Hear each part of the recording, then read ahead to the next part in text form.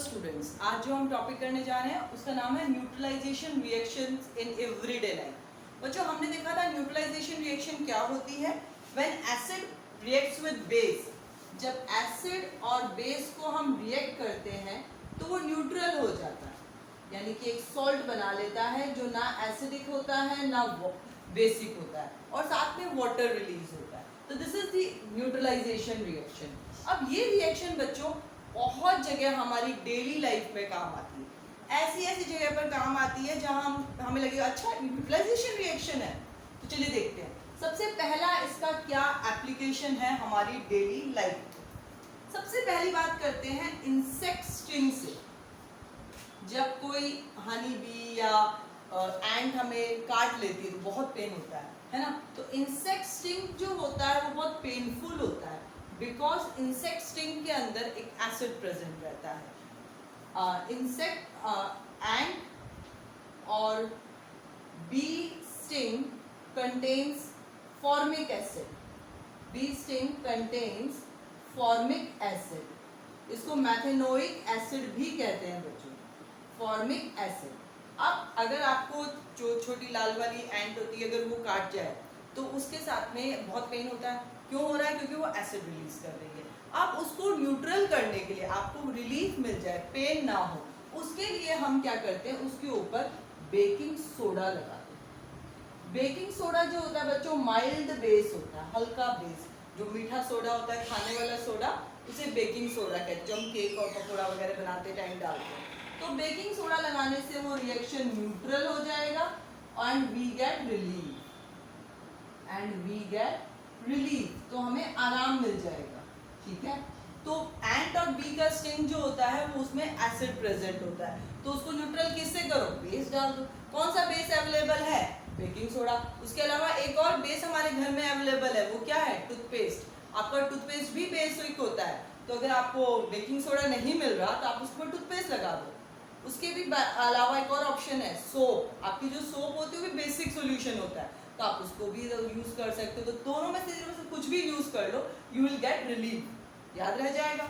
लेकिन अगर स्टिंग जो है वेस्प का है, ओके, अगर वेस्प का स्टिंग है तो ये सब मत करना, क्योंकि वेस्प के स्टिंग में बेस होता है। वेस्प का स्टिंग में क्या होता है? बेस प्रेजेंट होता है। तो उसको न्यूट्रलाइज करने के लिए आपको माइल्ड एसिड, माइल्ड मतलब होता है हल्का सा, जैसे कि विनेगर होता है। विनेगर होता है ना जो चाउमीन में डलता है, तो विनेगर आप यूज कर सकते हो।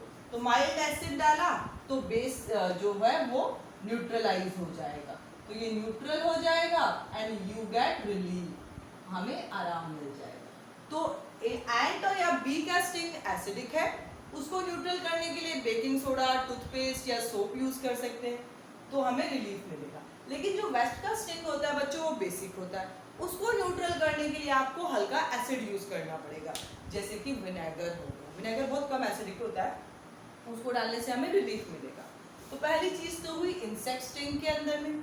दूसरा हम देखते हैं कहाँ काम आता है हमारा ये न्यूट्रलाइजेशन रिएक्शन।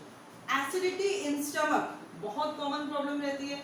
हम लोग इतना तला खाना खाते हैं तो उसमें ये प्रॉब्लम आ ही जाती है। तो जो स्टमक के अंदर एसिडिटी होती है तो स्टमक में HCl गैस, HCl का प्रोडक्शन शुरू हो गया, उसकी क्वांटिटी बढ़ गई तो वो एसिड रिलीज होने लग गया। अब एसिड जो स्टमक के अंदर प्रेजेंट है उसको न्यूट्रल करने के लिए हम बेस लेते हैं, इनो लेते हैं ना, 6 सेकंड में काम हो जाए। इनो, जेल्यूसिल, एंटासिड, टेबलेट्स लेते हैं, वो सब क्या है? वो सब बेस है बच्चों।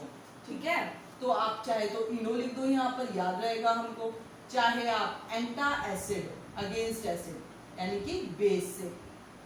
ठीक है, ये सारी चीजें क्या है? ये बेस है। तो जैसे ही आप ये लेते हो न्यूट्रलाइजेशन रिएक्शन होती है और हमें रिलीफ मिल जाता है, neutralisation and we get relief. चीज समझ में आई? तो जो कहते हैं ना कि इनो में 6 सेकंड में आराम हो जाता है, तो 6 सेकंड में हुआ क्या? Neutralisation reaction. अब जब भी आप टीवी पर ये एडवर्टाइजमेंट देखो ना इनो वाला, हमेशा याद करना इस पॉइंट को और अपने मम्मी पापा को सबको बताना कि क्यों हो रहा है, क्योंकि न्यूट्रलाइजेशन रिएक्शन हो रही है। हमने जो इनो लिया है इसके अंदर बेस प्रेजेंट है, और वो बेस क्या कर रहा है? स्टमक के अंदर जो एसिड प्रेजेंट है उसको न्यूट्रलाइज कर रहा है। जो आप डेली लाइफ से करेक्ट करोगे ना चीज़ों को, तो आपको बहुत सारी चीज़ें आसान लगने लग जाएगी and you will enjoy studying your science. तो ये 2 पॉइंट्स तो हो गए। कभी चींटी या कोई हनी भी स्टिंग कर जाए, फटाफट उस पर टूथपेस्ट लगा लो, बेकिंग सोडा लगा लो, जिससे आपको आराम मिल जाएगा। तो ये आपको कोई लर्न नहीं करना होगा, ये आप 1-2 बार यूज़ करोगे ना तो आपको याद क्या होगी, समझ में ही आ जाएगी चीज़ें। ठीक है, तो ये 2 पॉइंट्स तो हमने ये देखे।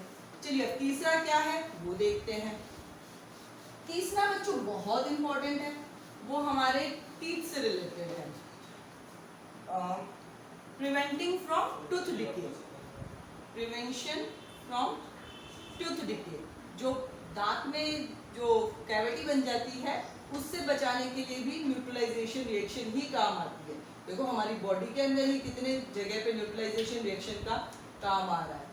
जब हम कुछ खाते हैं बच्चों, तो हमारे माउथ के अंदर में जो एसिड रिलीज होना शुरू होता है, हल्का सा एसिड बेस, जो हल्का सा एसिड रिलीज करते हैं जो बैक्टीरिया प्रेजेंट होते हैं।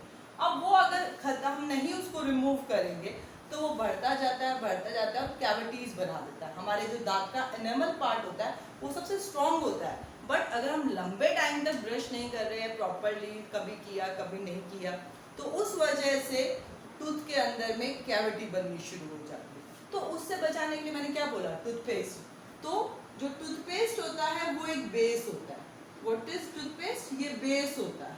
तो ये जब हमारे माउथ के अंदर जो भी एसिड प्रेजेंट है, एसिड बहुत हल्का होता है, लेकिन जो हमारे माउथ में बैक्टीरिया प्रेजेंट रहते हैं उनमें से वो रिलीज होता है। खाने के जो टुकड़े रह जाते हैं थोड़े बहुत, बैक्टीरिया उन पे फीड करते हैं, फिर वो एसिड रिलीज करते हैं। तो अगर आपने उसको न्यूट्रलाइज करना है तो आपने क्या करना है, टूथपेस्ट यूज करना है।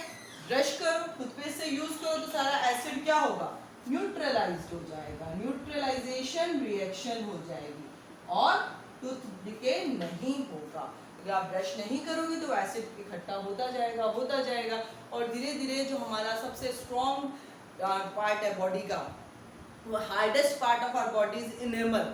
जो दांत का जो व्हाइट पोर्शन होता है ये हार्डेस्ट सब्सटेंस होता है हमारे बॉडी के अंदर। तो ये जो है ये भी धीरे धीरे एसिड की वजह से खत्म हो जाएगा और आपको कैविटी बन जाएगी दांत के अंदर। तो उससे बचाने के लिए भी कौन सी रिएक्शन काम आई, न्यूट्रलाइजेशन रिएक्शन। अगेन चलिए अब हमने 3 तो देखा हमारी बॉडी से ही रिलेटेड। चौथी चीज हम देखते हैं एग्रीकल्चर से रिलेटेड। ठीक है, ट्रीटिंग दी सॉइल। बच्चों जो प्लांट्स की ग्रोथ होती है सबसे बेस्ट होती है इन न्यूट्रल सॉइल। प्लांट्स जो है न्यूट्रल सॉइल के अंदर बेस्ट ग्रो करते हैं, पर कई बार हम लोग क्या करते हैं, फर्टिलाइजर्स यूज करते हैं। तो उस फर्टिलाइजर्स की वजह से सॉइल या तो एसिडिक हो जाएगी या बेसिक हो जाएगी, तो उसको न्यूट्रल करना जरूरी है। तो हम क्या करते हैं, अगर हमारी सॉइल एसिडिक है, ठीक है, अगर एसिडिक सॉइल है, अब आप बोलोगे मैम पता कैसे चले कि एसिडिक सॉइल है? तो जो सॉइल का थोड़ा सा आपको सैंपल लेना होता है, उसको पानी में डिसॉल्व करना होता है और आप चाहो तो घर पे पीएच पेपर वगैरह से यूज कर सकते हो। अदरवाइज कुछ केंद्र बने हुए हैं जहाँ पे आप अपनी सॉइल की एसिडिटी या बेसिसिटी चेक करा सकते हो। तो जो एसिडिक सॉइल होती है उसको ट्रीट किया जाता है बेसिस से, समझ में आ ही गया। उसमें एक एग्जाम्पल है स्लेक्ड लाइम का, ये होता है कैल्शियम हाइड्रोक्साइड। आप लोग स्लेक्ड लाइम याद रखो। तो एसिडिक प्लस बेसिक क्या हो जाएगा, न्यूट्रल हो जाएगा। तो सॉइल हमारी सही हो गई, न्यूट्रल हो गई, हमने उसको अच्छे से प्लांट्स ग्रो करे। और अगर सॉइल जो है फर्टिलाइजर्स की वजह से बेसिक हो गया, हमारी सॉइल अगर बेसिक हो गई है तो हम एसिड का यूज करेंगे। एसिड के रूप में हम क्या लेते हैं, कंपोस्ट मैन्योर। जो मैन्योर बनाई जाती है कंपोस्टिंग करके, उसे हम वो एसिडिक नेचर की होती है, तो उसको यूज करके आप बेसिक सॉइल को न्यूट्रलाइज कर सकते हो। तो ये 2 तरीके हो गए सॉइल को न्यूट्रलाइज करने के। तो हमने चौथा पॉइंट देखा सॉइल का। लास्ट पॉइंट देखते हैं, treating waste from the factories. Treating waste from factory. जो फैक्ट्रीज से वेस्ट रिलीज होता है बच्चों, उसको भी अगर आप किसी नदी में या कहीं पे डंप कर रहे हैं, वैसे तो नदी में डंप नहीं करना चाहिए, कहीं पे भी लैंडफिल में या कहीं पे भी अगर आप उसको डंप करते हैं तो बिफोर डंपिंग आपको उसको ट्रीट करना जरूरी है। गवर्नमेंट के नॉर्म्स हैं। अगर कोई एसिडिक वेस्ट रिलीज हो रहा है तो आप उसको बेस से रिएक्ट करवा के न्यूट्रल करके फिर उसको डंप करेंगे। बच्चों हमने देखा कि न्यूट्रलाइजेशन रिएक्शन हमारी लाइफ में कितनी इंपॉर्टेंट है। 3 पार्ट तो हमारी बॉडी से ही रिलेटेड हो गए, एसिडिटी स्टमक वाला, और माउथ में जो कैविटीज बनती है वो वाला पोर्शन, और तीसरा पोर्शन हमारे स्टिंग वाला, bee sting, ant sting acidic है, वास्प स्टिंग क्या है, बेसिक है। तो ये 3 तो हमने वहीं से ले ली। चौथा हमारा सॉइल का हुआ, 5वां हमारा फैक्ट्रीज का हुआ। तो हमारे 5 पॉइंट्स रेडी हो गए। तो ये टॉपिक भी आप बहुत अच्छे से करेंगे। थैंक यू बच्चों।